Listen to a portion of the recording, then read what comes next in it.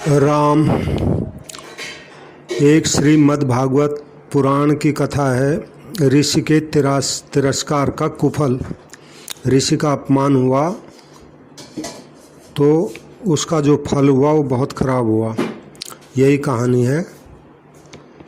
तो अभिमन्यु नंदन राजा परीक्षित बड़े धर्मात्मा थे। एक दिन इन्हें मालूम हुआ कि मेरे राज्य में कलयुग आ गया है। बस ये उसे ढूंढने के लिए निकल पड़े।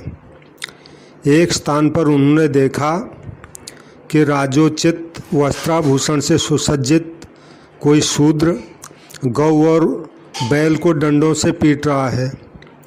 बैल के 3 पैर टूट चुके थे और एक ही बचा था।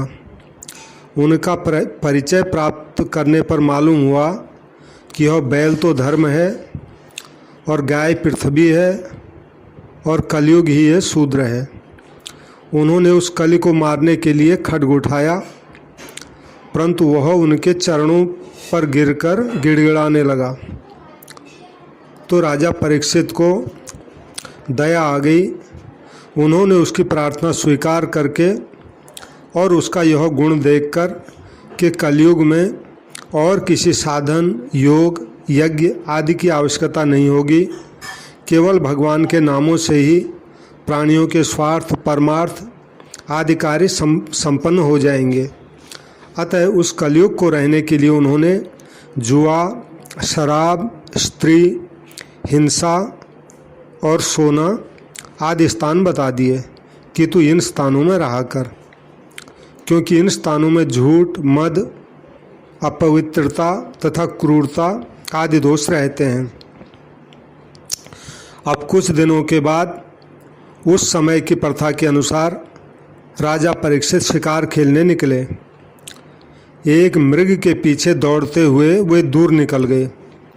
थकावट और प्यास के कारण वे घबरा उठे। पानी पीने की इच्छा से एक ऋषि के आश्रम पर गए, परंतु वे ऋषि उस वक्त ध्यान मग्न थे। इनकी याचना से उनका ध्यान भंग नहीं हुआ। इसी समय कलयुग ने इन पर आक्रमण कर दिया, राजा परीक्षित पर।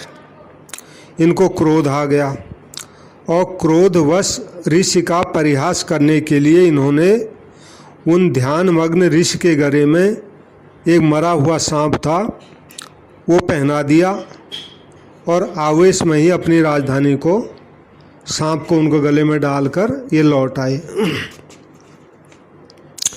कुछ समय बाद जब इन्हें होश आया तब ये पश्चाताप करने लगे और इस अपराध का दंड भोगने के लिए उसकी प्रतीक्षा भी करने लगे। उधर कुछ ऋषि बालकों ने जाकर नदी किनारे खेलते हुए जिन ऋषि के गले में सांप डाला था उनके पुत्र को ये बात कह दी कि आपके पिताजी के गले में राजा ने मरा हुआ सांप डाल दिया है। तो उस ऋषि के बालक को क्रोध आ गया। उसने सांप दे दिया कि आज के 7वें दिन तक्षक नाग राजा परीक्षित को डसेगा।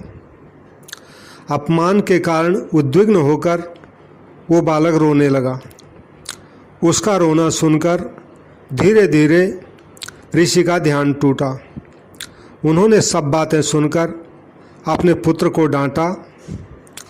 कहा, संसार के एकमात्र धार्मिक सम्राट हमारे आश्रम में आए, उनका सत्कार तो दूर रहा, उल्टा अपमान हुआ और उन्हें मृत्यु का सांप तक दे दिया गया। आगे आने वाले समय में अधर्म की संभावित वृद्धि से ऋषि चिंतित हो उठे, परंतु आप तो सांप दिया जा चुका था। राजा के पास संदेश भेज दिया गया। इसी सांप से बाद में महाराज परीक्षित की मृत्यु हुई। सीताराम सीताराम सीताराम।